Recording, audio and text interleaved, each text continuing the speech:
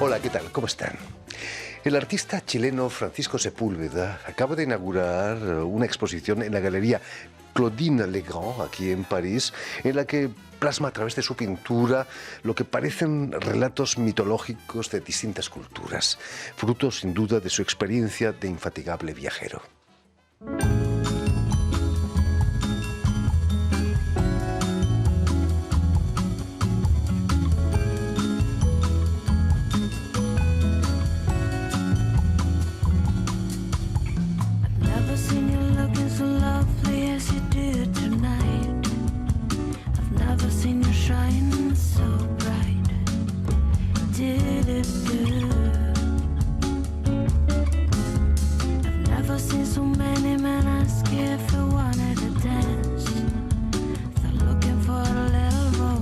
Y precisamente para hablarnos de esta exposición y de su trayectoria en el mundo del arte, Francisco Sepúlveda ha sido tan amable de venir hasta nuestros estudios.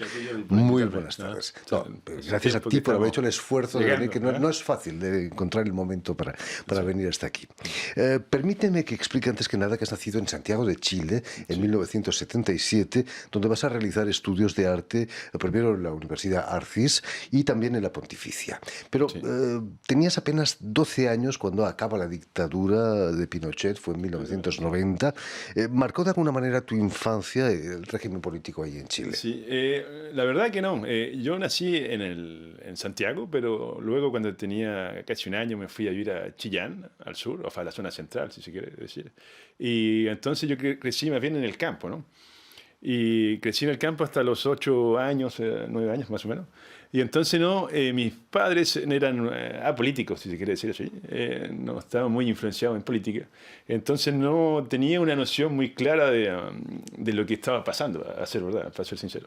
Y entonces mi conciencia política viene un poco más tarde, cuando tenía 13 años, cuando comienzo a encontrar gente que tenían historias con la dictadura, y ahí me empiezo a informar más y tener una idea política de lo que está pasando.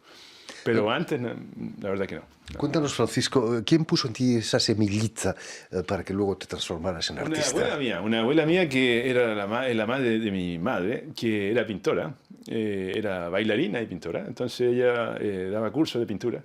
Y entonces nosotros, como vivíamos en el campo en esa altura, íbamos de vez en cuando a Santiago a verla, y siempre yo me metía en su taller a ver lo que ella hacía, etc. Entonces siempre tuve como una curiosidad por el olor de la trementina, los pinceles, etcétera, qué es lo que se podía hacer con esas pinturas. Y entonces, para un cumpleaños, creo que fue, ella me regaló una tela con algunos pinceles y algunos tubos de color. Y a partir de ese momento no dejé de pintar. Fue una cosa como obvia casi, ¿no? ¿Guardaste esa tela quizás? ¿La tienes? La tenía, no sé ahora dónde está, pero me acuerdo todavía del título que tenía, pero esa pintura está en algún lugar Imagínate. en Santiago. Tus orígenes son diversos, me decías que tu madre tiene orígenes catalanes, españoles, andaluces, de tu padre. Italiana, alemana y escocesa, y mi papá es mapuche y andaluz. Claro. Es un buen cóctel, ¿no? Quizás. Sí, exacto. Uno es consciente de ese cóctel que es tanta cultura mezclada. Sí, no, al principio, yo cuando era más joven me sentía bastante latinoamericano y chileno, como que yo pertenecía a un lugar específico, y a medida que fui creciendo y que fui viajando, empecé a pensar que ese sentirse de un solo lugar reducía mucho mi visión de lo que puede ser hoy el mundo, ¿no? Entonces, finalmente me fui sintiendo un poco parte de cada país donde viví. Un poco. Entonces, como que llevo conmigo también una parte de cada lugar donde yo vivo mismo, así que yo, no puedo contradecir que soy chileno y sudamericano, pero también me siento parte de otros lugares del mundo, ¿no? ¿Vas a volver a Santiago, imagino, por los estudios? Sí, después crezco en Santiago y termino mis estudios en Santiago, empiezo a ir como alumno oyente a la universidad y después del colegio, y empiezo a hacer talleres de pintura, de grabado, y entonces después viene la famosa, el bac, o sea, como el bac que hay que salir de la universidad. Exacto, bachillerato. Y resulta que yo estaba harto de estudiar, en realidad esa era la verdad, y entonces me decido de irme a vivir en vez de entrar a la universidad directamente, decido de ir a vivir a la isla Robinson Crusoe, que es el archipiélago de Juan Fernández. Entonces voy para allá, mi idea era un poco a la Robinson, irme 4 años y 4 meses, algo así, y 4 días, ¿no? Solo, sí, con una mochila, una carpa, con un cuchillo, ¿cómo se llama? Fósforo, anzuelo, sobrevivir un poco, ¿no? Allá. Y resulta que me di cuenta que, bueno, había que empezar a pescar, etcétera, y los pescados saben que uno lo está pescando, que no son naif los pescados, entonces no era tan fácil tampoco. Entonces la gente me empezaba a regalar comida porque veía que no sabía pescar, no estaba acostumbrado a pescar en mar. Y resulta que después me conocí una chica que me presentó a una dueña de una hostería, y entonces esa señora me pasó una cabaña, y ahí me quedé todo el tiempo que estuve. Entonces ahí yo podía pintar, podía dibujar, y ella me encargó, vamos a decirlo así, entre comillas, un mural dentro de esa hostería que ya no existe, de hecho. Y con eso, bueno, con eso iba ganando un poco de plata, y al mismo tiempo tampoco no necesitaba tanta plata para vivir, porque no gastaba tanto. Bueno, es una costumbre de muchos pintores aislarse en una isla. Estoy pensando en Gauguin, quizás, ¿no? No sé si es si es de muchos pintores o no, pero en ese momento tenía una necesidad absoluta de encontrarme conmigo mismo, sí. Un poco eso, yo creo, una búsqueda interior. En Santiago vas a tener como profesores a nombres como Gonzalo Cienfuegos, por ejemplo, Claudio Vidal, Gaspar Galaz. Sí. ¿De qué manera influyeron en tu estilo de pintar? Sí, bueno, bastante, porque ellos más bien lo que aprenden es una mirada, cómo mirar una obra, cómo estructurar un trabajo en términos de colores, composición, etc. Entonces es una formación que uno recibe y de alguna forma uno admira a su maestro. Entonces es casi imposible de no tener influencia, ¿no? Yo creo. ¿Hay alguien de entre ellos que te haya marcado particularmente? Sí, hay una que no está escrita que se llama Carlos Aires, ¿ya? Que fue un profesor mío de grabado y de pintura, que lo tuve después de la universidad.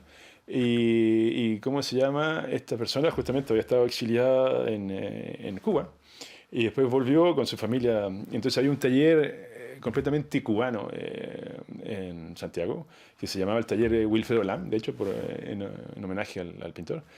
Y sí, porque aportaba algo diferente. No sé si tú conoces Chile, pero hay una identidad indígena, pero está bastante lavada, ¿no? Si se quiere decir. Entonces no es como estar en México, o estar en Perú o en Bolivia, que se siente que en la calle que se respira. De hecho, para mí, mi país preferido de América Latina es México, justamente por eso.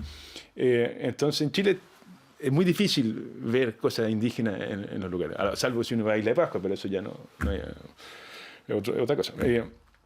Entonces empecé a descubrir toda esa cultura africana, por coincidencia, después que voy a en África, pero entonces en ese arte cubano, ¿no?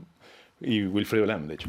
Y entonces me influenció bastante, me marcó más que los otros pintores, diría yo, o grabadores. Una de tus primeras exposiciones es una colectiva que realizas en el 96 en el Festival Cervantino de Guanajuato, sí, ahí en México. No tenías vocación de quedarte encerrado en tu taller, ni siquiera en la isla. No, era la idea, pero no duré tanto tiempo ya. Y en México también era la idea de ir a estudiar allá y tampoco aguanté tanto, tampoco, sí. Estuve un tiempo en Guanajuato, trabajé en el Festival Cervantino y pinté allá. ¿Y cómo se llama? Y después volví a Santiago. Pero bueno, ahí descubrí México, la fuerza que tiene México, que es increíble, esa cultura es enorme. No he vuelto, a lo mejor en África, pero he podido encontrar algo parecido, pero hay muy pocos lugares que tienen esa fuerza antigua. También vas a vivir en Mozambique, ¿no? Por razones artísticas. Sí, exacto, porque mi ex compañera encontró un trabajo allá y nos fuimos a vivir allá. Y entonces, y después nos separamos allá. Entonces viví 4 años solo en Mozambique. Y resulta que, a pesar de todo, sin conocerlo bien, la historia de Mozambique, tenía una historia estrecha con Chile. Justamente porque para la época de la dictadura hubo mucha gente que vino a ayudar, a colaborar en Mozambique. Entonces formaron mucha gente que trabajó en los hospitales, por ejemplo, en los colegios, en los ministerios. Entonces formaron mucha gente y la gente de una cierta edad de Mozambique se acuerda de eso y se ponen muy emotivas cuando saben que uno es chileno. ¿Qué significó para ti vivir en África, la tierra donde se inspiró Wilfredo Lamb y todo el afrocubanismo? Bueno, él tiene sangre africana, de hecho. Wilfredo Lamb, su madre era mitad africana y mitad española, creo, y su papá era chino. ¿Ya? Entonces tenía una mezcla bastante original, ¿no? Es una riqueza, ¿no? Esa multiculturalidad, si me permites. Sí, exacto, hay que utilizarlo así. Y bueno, para decir eso de África, claro, África me marcó mucho porque también es una cultura que uno la conoce mal, o yo la conocía mal en todo caso, y es están muy ligados a la historia ancestral, ¿no? Y la cosa que es curiosa, al mismo tiempo, que es contradictoria también, es que están, por ejemplo, Mozambique al menos, porque bueno, África del Sur es completamente diferente, pero Mozambique se está empezando a construir, desarrollando en todo sentido, entonces están empezando a hacer construcciones nuevas de mall, etcétera, y uno puede observar, por ejemplo, un mall muy nuevo y ahí ya 50 o 15 metros un grupo de gente haciendo rituales muy antiguos, ¿no? Matando unos pollos y echándose leche condensada para lavarse en el mar. Entonces hay ese contraste que existe hoy en día que es bastante curioso. Impactante. Ese cosmopolitismo te lleva a abrir una galería con una artista lituana, Ruta Jusinoite. Sí, sí. He pronunciado bien, no, mi lituano está un poco oxidado. Jusinoite.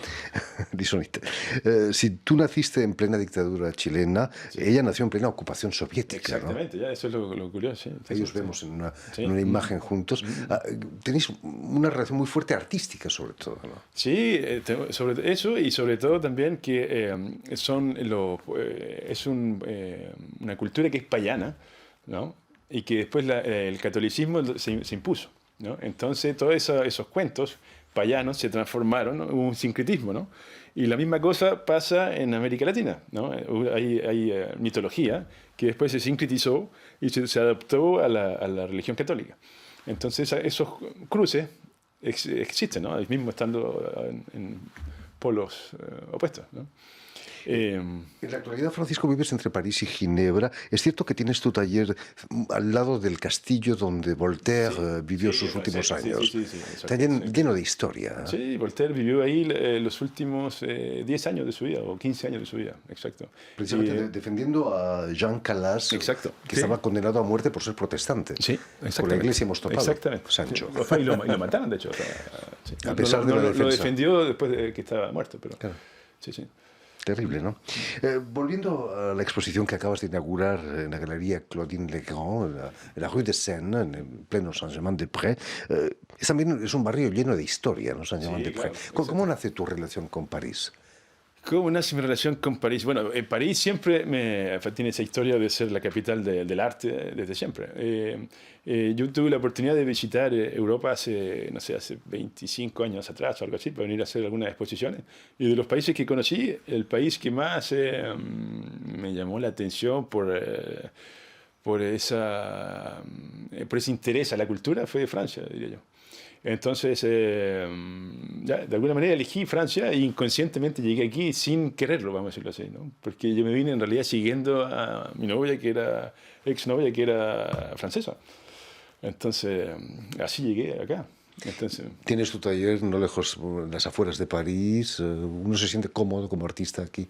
Sí. Se siente, bueno, estamos a 40 minutos de París, más o menos. Lo que no te impide viajar, me decías que pronto, la semana que viene, viajas a Lituania para una feria de arte. Sí, la próxima semana vamos a una feria de arte en Lituania, donde hay una galería que nos representa ahí desde hace un tiempo. Yo estuve en Lituania, de hecho, por la historia solamente, estuve en Lituania hace 20 años atrás, ¿no? Haciendo una exposición en el mismo museo que estamos haciendo una exposición ahora. Entonces fue curioso volver a hacer una exposición ahí. ¿Qué tal, cómo está tu lituano? ¿Es un idioma difícil, quizás? La verdad que ahí no me manejo mucho, ¿no? Conozco algunas palabras, pero no tanto. El inglés es la lengua franca, ¿no? Imagino. Sí, por supuesto. En fin, pues ya lo saben. Si pasan por París, no dejen de visitar la exposición de Francisco Sepúlveda en la Galería Claudine Legrand, en el 49 de la Rue de Seine, en pleno Saint-Germain-des-Prés. Muchísimas gracias, Francisco, Gracias por a ti. haber Muchas estado aquí gracias con por la nosotros.